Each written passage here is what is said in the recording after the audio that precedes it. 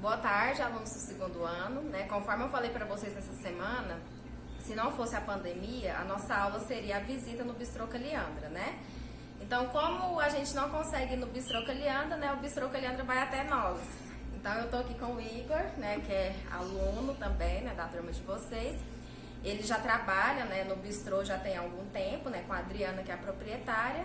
A Adriana é especializada, né? Nessa área de vinhos, é formada também em gastronomia pela UEG.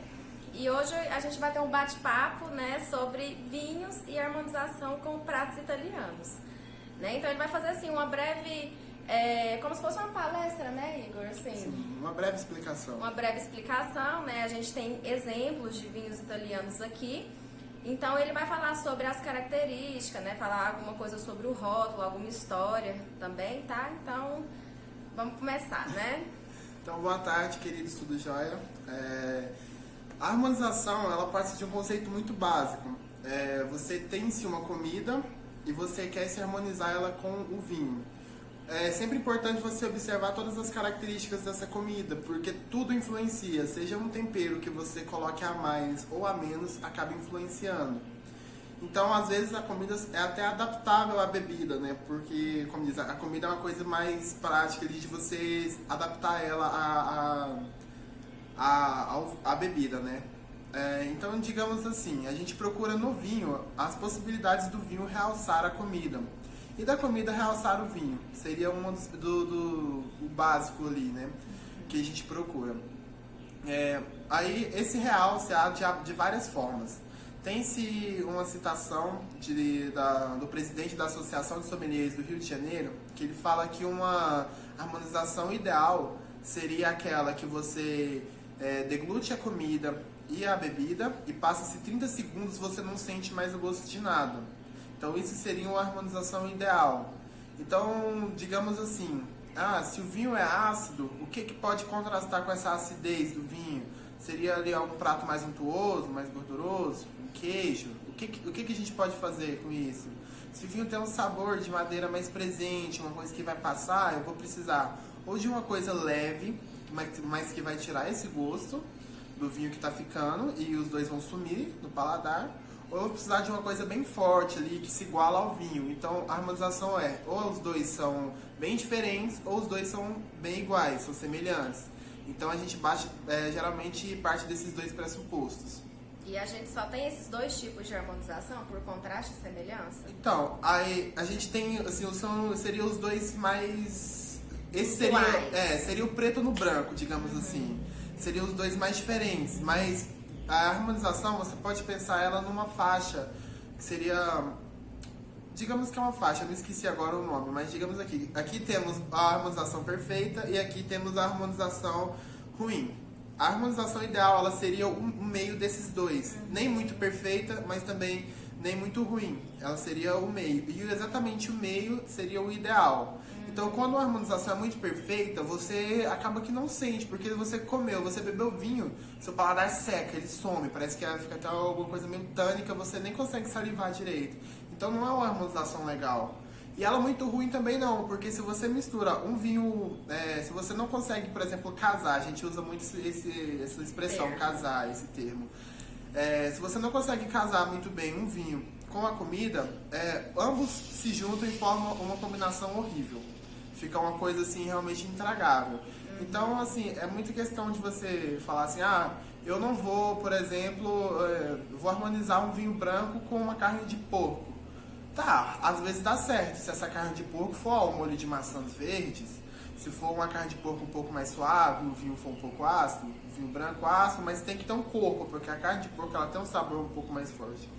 Agora, se for uma carne de porco ao molho de tomate, se você for harmonizar com vinho branco, vai ser horrível. Não tem nada a ver. Realmente não tem nada a ver e vai ficar uma coisa assim realmente horrível. Um vai tampar o outro, você não vai conseguir sentir. Vai ter uma briga, né, de sabores. De paladar e que acaba até prejudicando o próprio paladar, porque vai ser uma coisa bem intensa ali no seu paladar e você não vai conseguir desmistificar o que seria o quê. É verdade que geralmente assim, quando a gente vai harmonizar, quando a gente coloca a comida, né, e a bebida junto, né, na boca, com essa mistura assim dentro da boca, se a gente vê que ficou legal, que ficou um sabor legal, isso já indica que seria assim, que eles se harmonizaram? Sim, seria. A questão Tipo, da... como se um tivesse complementado o outro ao sentir dentro da boca. do paladar, sim, seria. A questão da harmonização a gente até fala, harmoniza-se com várias coisas, com várias bebidas, né? Então, licores, vinhos, cervejas, até mesmo sucos, refrigerantes e afins. A gente até parte do pressuposto, que é uma coisa bem legal que eu tenho com os meninos lá do meu grupo, que eles a gente fala assim, harmonização com Coca-Cola é tudo. Vocês já perceberam que Coca-Cola harmoniza com tudo?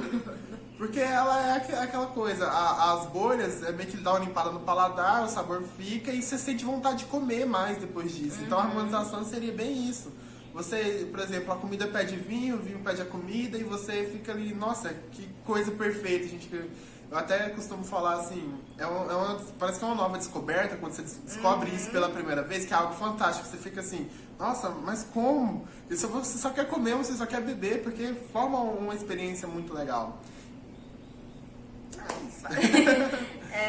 Não, então agora ele vai falar sobre essa questão dos pratos italianos, né? Na pesquisa eu tinha deixado livre o vinho, né? Só pra gente assim entrar, né? Um pouco sobre nesse contexto, porque geralmente a gente faz o curso, né? Muita gente só foca na questão da comida, né? E tem muita gente que tem interesse, né? De aprender um pouco mais nessa questão das bebidas. Então, o Igor pegou aqui exemplos de vinhos italianos, né? E agora a gente vai dar alguns exemplos, né? De uma entrada, né, italiana que poderia combinar com algum vinho italiano ou não. Então, aí agora ele vai falar sobre essa parte da entrada, do prato principal e da sobremesa.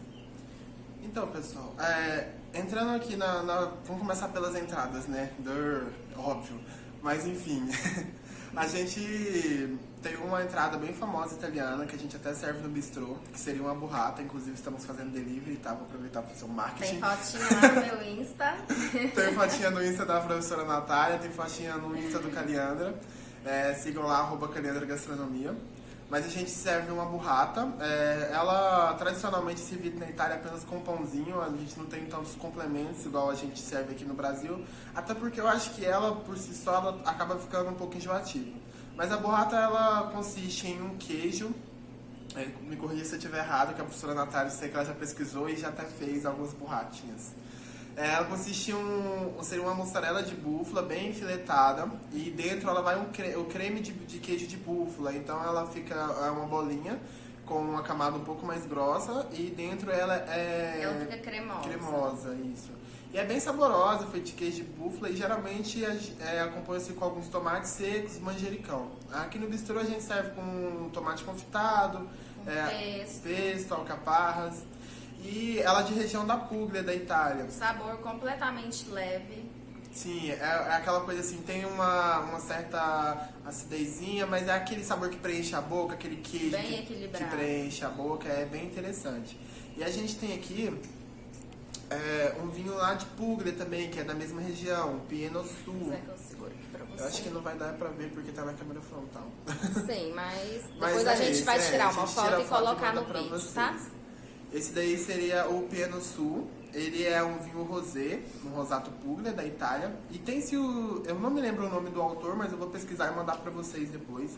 Que ele fala que se um vinho é de determinada região e um queijo de determinada região ou algum outro produto, eles teoricamente harmonizam. Que seria ali, digamos que o pessoal até fala que é o terroir do local. Então o terroir seria, no vinho, seria a íntima relação do vinhedo, né, das vinhas, com o local, o microclima local.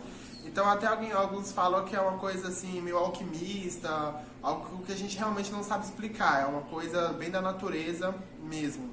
É uma relação muito íntima da natureza com o produto. A gente até parte de alguns queijos que são fermentados, abertos, eles são curados, abertos, então assim, um nunca vai ser igual ao outro. Mesma coisa são os vinhos, um não vai ser igual ao outro, uma safra não vai ser igual a outra. Porque o terroir, apesar de ele ter uma característica física, ele está sempre em mudanças e cada ano ele muda. Então aqui esse vinho ele tem uma característica de ser mais ácido, a maioria dos vinhos brancos e rosés tem um pouco dessa característica.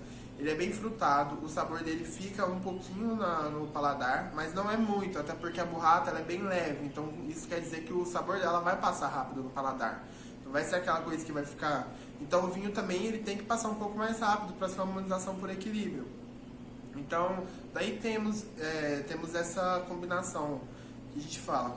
A gente até serve ela com a burrata, por exemplo, acompanha uma rúcula, uma alface, até para dar um pouco de contraste. E leva também uma cesta de torradas, que é uma coisa bem tradicional, se servir com a burrata, por ela ser um pouco mais cremosa.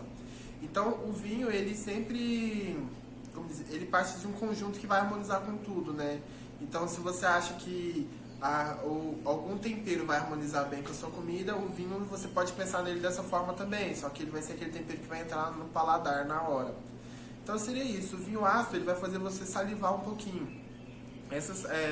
Você salivando um pouquinho, sua boca vai encher de água, né? Você vai comer a burrata vai passar, vai meio que limpar o seu paladar um pouco do vinho, mas logo você vai sentir vontade de beber o vinho de novo. Então você bebe o vinho, depois você quer comer, e aí é onde vai aquele joguinho interessante, que a gente sempre brinca muito com isso na harmonização.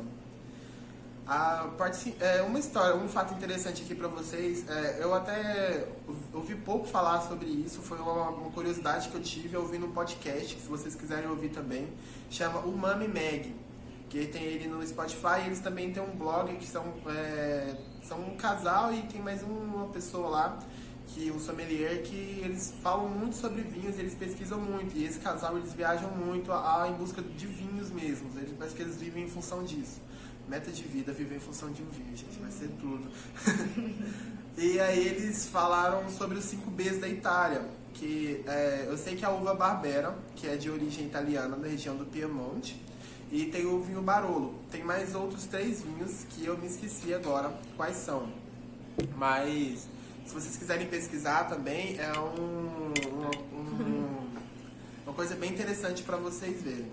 E temos aqui na mão da professora Natália, o vinho aqui da vinícola Pirineus, da nossa região, que é um terroir, da linha terroir deles, e é um terroir Barbera. Então temos aqui em Goiás, aqui bem pertinho de nós, uma plantação de uva Barbera, que nem é tão comum no Brasil. Aí tu fala, nossa, mas essa uva não é italiana? Ela é. Só que ela se adaptou super bem ao clima brasileiro, principalmente aqui do Cerrado Goiano, e produz vinhos de altíssima qualidade lá. Então, a gente até fala assim, é uma uva Barbera, mas há quem diga, né? Há quem diga, não sou eu que estou dizendo, nunca provei um Barbera italiano. Odeia, né? Mas dizem que o Barbera da vinícola Pirineus pode ser até melhor que alguns da própria Itália. Há quem diga, não sou eu que estou dizendo, eu nem tenho paixão por vinho Barbera daqui. E é nessa hora que a gente lembra da questão do terroir, que o Igor citou, né? Por agora, que é uma uva italiana que se adaptou, né, ao cerrado, e olha só, né, conforme comentários, né, o resultado final pode ter sido até melhor do que a uva ser plantada na própria Itália, nos terrenos italianos. Sim, sim. E até a gente fala, nossa, mas como é que uvas? Nessa vinícola Pirineus, a gente tem 3 tipos de uvas plantadas. A gente tem a Barbera, que é da região do Piemonte, a gente tem a Tempranillo, que é de origem espanhola, e a gente tem a Syrah, que é de origem francesa. Ambas se adaptaram muito bem e todas produzem vinhos de altíssima qualidade. Se vocês quiserem pesquisar depois, vocês vão encontrar.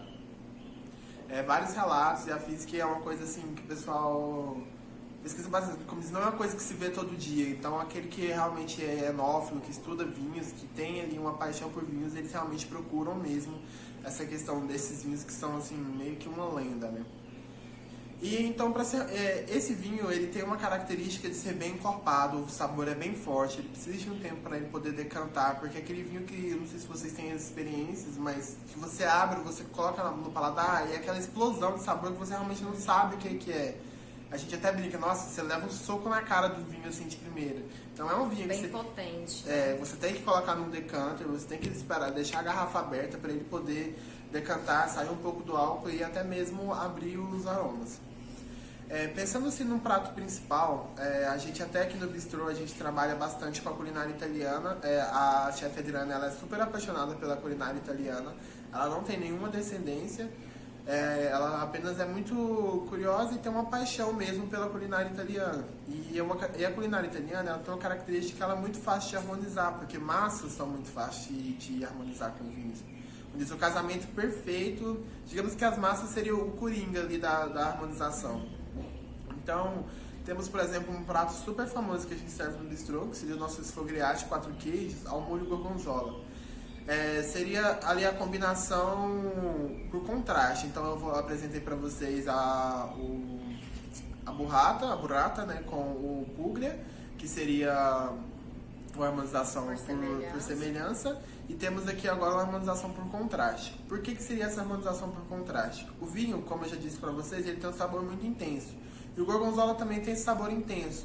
Só que o vinho é bem encorpado e a massa ela tem uma textura um pouco mais leve. Então, digamos assim, a intensidade, né, do sabor é um fator importante.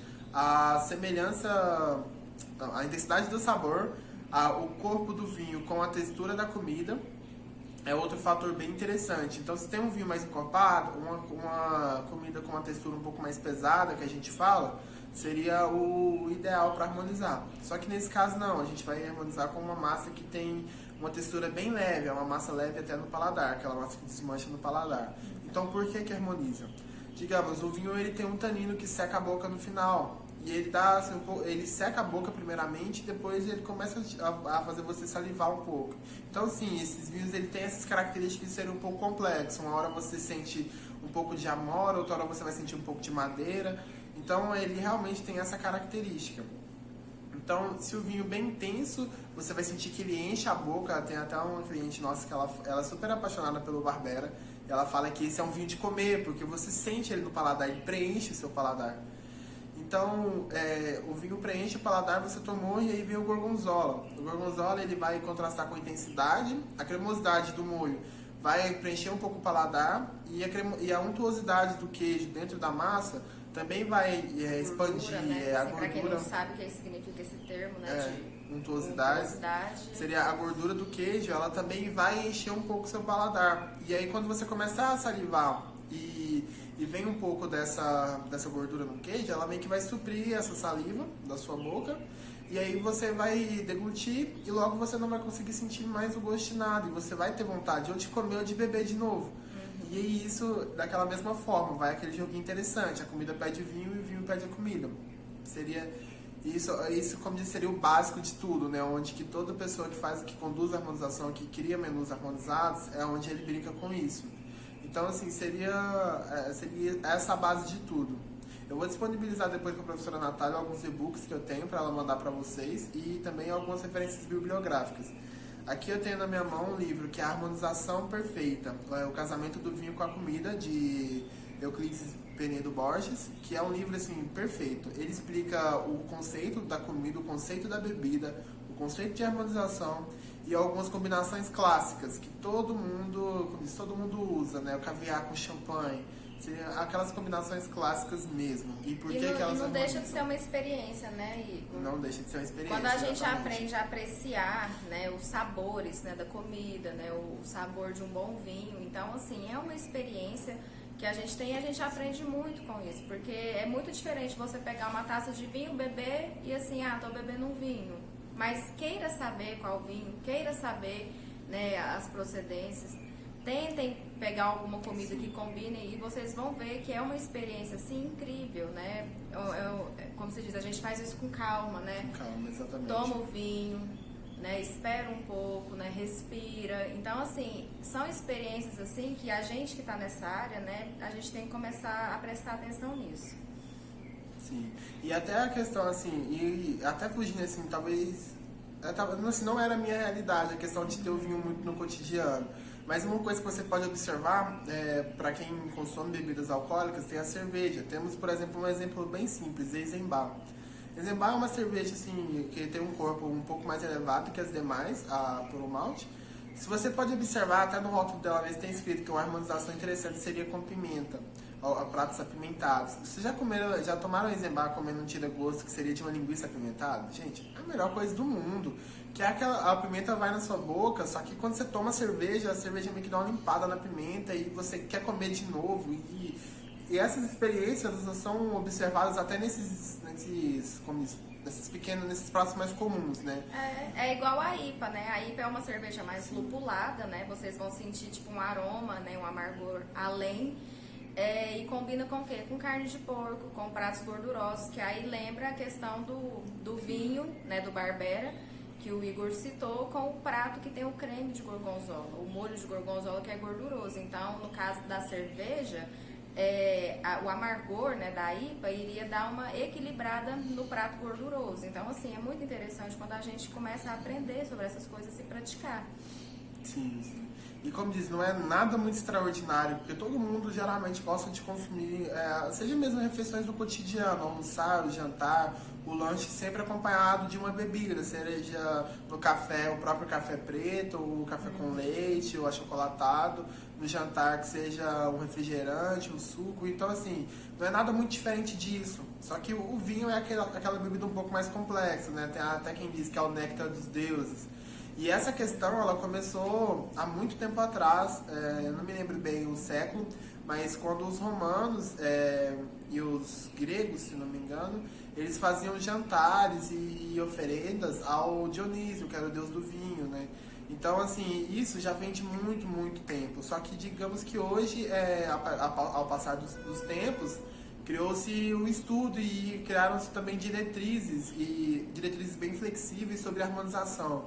Então, até um autor que se chama Celso Nunzi, do livro In Vino Veritas, ele fala que o vinho, por ser uma bebida muito complexa, algo assim mais requintado, não harmoniza com pratos simples como uma feijoada, por exemplo. Gente, isso é o cúmulo do absurdo. Ele tá nervoso revoltado, eu tô revoltado. Eu nem consegui terminar de ler o livro. Tipo, eu li as 10 primeiras páginas. Na hora que eu li essa fala, eu falei, não, pelo amor de Deus. Revoltadíssimo com ele. Porque isso não existe, gente. Isso não existe. Se você observou, claro que, por exemplo, a feijoada é um prato que vai de muitos condimentos. Gorduroso. É gorduroso. E uma coisa assim, mas a gordura até a gente pode harmonizar, mas condimentos, por exemplo, eu até falo que a pimenta ela pode atrapalhar um pouco. Porque dependendo do vinho, ele realça muito a pimenta. Então, se o prato for apimentado, se você tomar o vinho, você vai sentir que essa pimenta ela parece que triplica no seu paladar e você fica tipo, o que aconteceu? Então, realmente, sim, tem que se tomar alguns cuidados. Não vai ser a feijoada tradicional, a tradicional mesmo, que pode harmonizar. Mas algumas adaptações e variações podem harmonizar. Então, sempre bom você, por exemplo, ver essa questão. Eu até fiz um trabalho sobre eu queria harmonizar um vinho tempranillo da vinícola Pirineus ou um Barbera. Eu ainda queria descobrir qual dos dois que harmonizaria com uma galinhada com pequi. A galinhada com pequi, tradicionalmente, ela vai gueroba, muito amarga. Pra quem conhece, todo mundo conhece, né? Goiano, como diz, goiano do pé rachado, comeu gueroba até, diz, desde pequeno.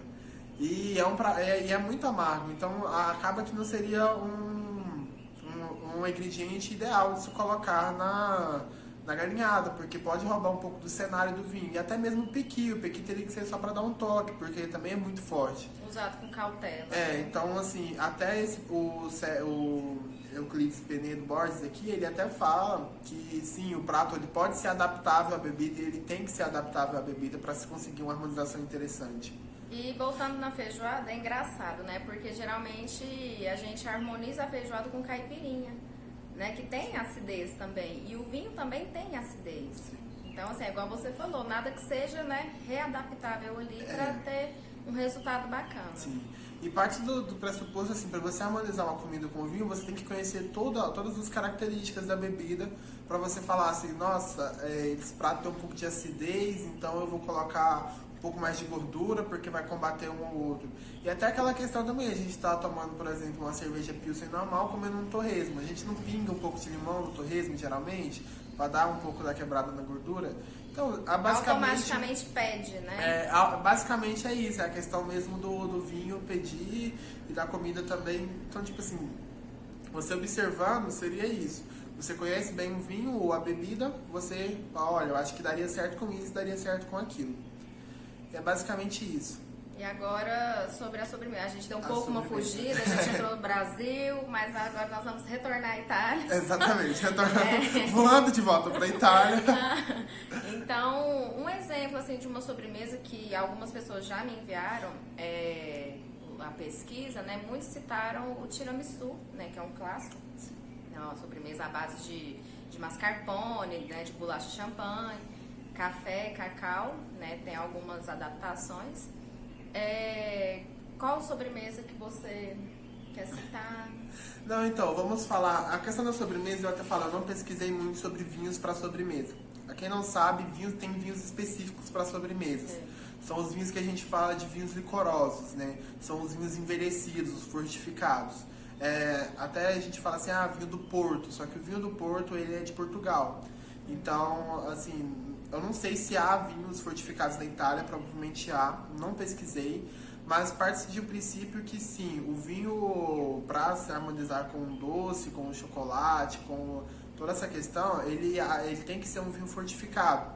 Para quem nunca tomou o vinho fortificado, ele é tomado em um cálice bem pequenininho. É um vinho extremamente alcoólico, com mais ou menos 20 e poucos % de álcool. Então é um vinho que fica envelhecendo por tipo 5 anos em carvalhos, 6 anos, 10 anos em carvalhos. E até quem tiver curiosidade, depois tem uma linha bem famosa que chama Porto Cruz. Não é da Itália, voamos para Portugal agora, mas só para vocês. É geral, isso que não é bem específico sobre a Itália, apesar da atividade ser, mas vamos dizer um conhecimento e eu quero passar para vocês.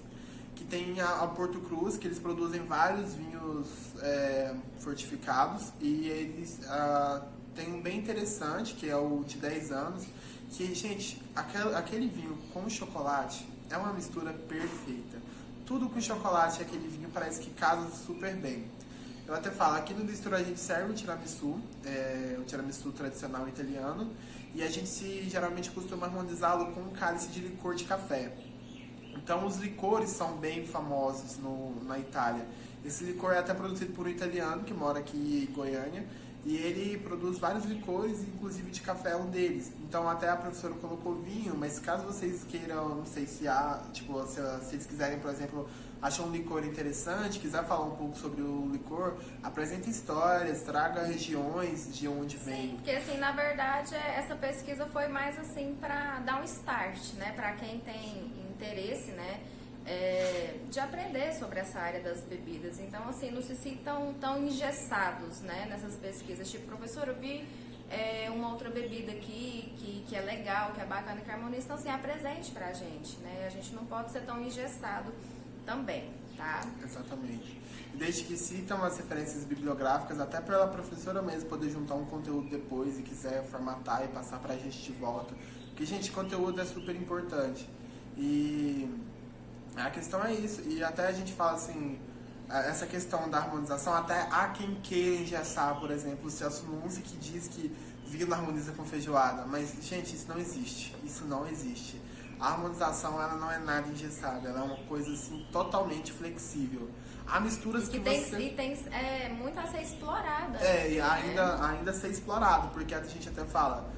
Gente, há tantos vinhos próprios brasileiros que são muito bons, que vocês não têm noção, assim, sabe? E pra quem não tem até aquela questão do costume de tomar vinho, há algumas diferenciações que vocês já podem até observar no rótulo, como o vinho de mesa suave, vinho de mesa seco, o vinho fino, o vinho nobre. Então, assim, são especificações que depois vale a pena vocês pesquisarem um pouco para entender qual que seriam essas diferenciações. Mas a questão do suave e do seco tem a ver com a quantidade de açúcar residual no vinho. Então, o vinho suave ele é um pouco mais doce porque ele tem a questão de mais açúcar mesmo no residual. E o vinho seco não, ele tem um pouco menos. Então, tem por característica de ter um pouco menos de açúcar residual, ele tem a característica de ser um pouco mais alcoólico. Até para você ver, esse vinho Barbera que a gente mostrou para vocês, ele tem 16% de álcool. Então, isso dá as características porque a uva consegue uma quantidade de açúcar muito grande. Que é o Brix, né, que a gente fala. O Brix, que é a escala de medir o açúcar na fruta. Então, a gente consegue mais ou menos 15 a 16 Brix de açúcar nas uvas Barberas, lá da vinícola Pirineus. Então, isso resulta num vinho bem alcoólico e bem encorpado, até porque, como na época da colheita, que seria a colheita de inverno, há assim, uma extrema diferença, tipo, à noite é muito frio e durante o dia é muito quente, seco, que é bem na época que não chove aqui em Goiás, que seria a colheita e a época do amadurecimento das uvas. Essa, não é dilatação a palavra, eu esqueci, amplitude térmica, lembrei, essa grande amplitude térmica que dá-se aqui em Goiás, favorece o amadurecimento por completo da uva. Então, vocês vão ver que a casca da uva tem um pigmento muito forte e isso influencia no vinho bem nessa questão do corpo do vinho mesmo. Então a questão dos fenóis que vão dar os aromas aos vinhos e a questão do envelhecimento também. Os da vinícola Pirineus, eles passam por 1 ano em carvalho, sendo 6 meses em carvalho francês e 6 meses em carvalho americano. Isso é para amadurecer o vinho e para, como diz, criar um pouco de corpo. Há-se também vinhos que não passam, vinhos puristas, que não passam em madeira, eles não envelhecem. Eles já ficam só no tanque de inox e depois já são engarrafados. Que são vinhos mais jovens, de serem consumidos jovens também. Então, o vinho, como diz, é um mundo à parte mesmo, como diz. O vinho não é isso daqui, não é uma coisa pequena, não é isso. Ele é isso, é um mundo mesmo. E, como diz, há-se muito para explorar sobre o vinho. É uma bebida muito complexa mesmo. E várias histórias muito interessantes também que tem sobre os vinhos. Então seria isso, a questão da sobremesa seria essa. Geralmente se harmonizam com vinhos para sobremesa, e que são vinhos fortificados, licorosos. E tem um episódio, inclusive, no MamiCast, que é o podcast que eu citei para vocês anteriormente, que fala sobre vinhos fortificados. Eu acho que o episódio todo fala sobre isso e é bem interessante. Vale muito a pena conferir.